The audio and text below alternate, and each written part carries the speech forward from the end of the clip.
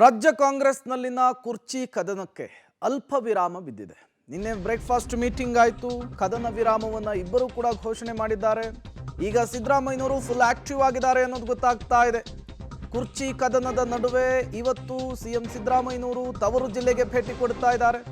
ಮಧ್ಯಾಹ್ನ 12 ಗಂಟೆಗೆ ಮೈಸೂರು ಏರ್ಪೋರ್ಟ್ಗೆ ಸಿಎಂ ಸಿದ್ದರಾಮಯ್ಯನವರು ಹೋಗ್ತಾರೆ. 12:30ಕ್ಕೆ ಖಾಸಗಿ ಕಾರ್ಯಕ್ರಮದಲ್ಲಿ ಮೈಸೂರಿನಲ್ಲಿ ಸಿದ್ದರಾಮಯ್ಯನವರು ಭಾಗಿಯಾಗ್ತಿದ್ದಾರೆ. ಬಳಿಕ ಸಿಎಂ ಮನೆಯಲ್ಲಿಯೇ ವಿಶ್ರಾಂತಿ. 3 ಗಂಟೆಗೆ ಬೆಂಗಳೂರಿಗೆ ವಾಪಸ್ ಆಗ್ತಿದ್ದಾರೆ.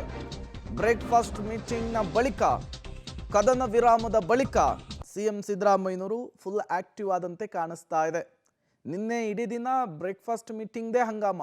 ಏನಾಗುತ್ತೆ, ಯಾರು ಏನು ಹೇಳ್ತಾರೆ ಎಲ್ಲದಕ್ಕೂ ಕೂಡ ತೆರೆ ಬಿತ್ತು. 45 ದಿನಗಳ ಕಾಲದ ಪ್ರಹಸನಕ್ಕೆ ಅಲ್ಪ ವಿರಾಮ ಬಿದ್ದಿದೆ. ಸಂಕ್ರಾಂತಿಯ ಬಳಿಕ ರಾಜ್ಯ ಕಾಂಗ್ರೆಸ್ನಲ್ಲಿ ಸಂಕ್ರಾಂತಿ ಆಗುತ್ತಾ ಅನ್ನುವಂತಹ ಪ್ರಶ್ನೆ ಮುನ್ನೆಲೆಗೆ ಬರ್ತಾ ಇದೆ. ಇದರ ನಡುವೆ ಸಿಎಂ ಸಿದ್ದರಾಮಯ್ಯನವರು ಮತ್ತೆ ಯಥಾ ರೀತಿ ಪ್ರತಿನಿತ್ಯದ ಚಟುವಟಿಕೆಗಳಲ್ಲಿ ತಮ್ಮ ಕಾರ್ಯಕ್ರಮದಲ್ಲಿ ಭಾಗಿಯಾಗ್ತಾ ಇದ್ದಾರೆ. ಫುಲ್ ಆಕ್ಟಿವ್ ಆಗಿ ಓಡಾಡ್ತಾ ಇರೋದು ಕೂಡ ಗೊತ್ತಾಗ್ತಾ ಇದೆ.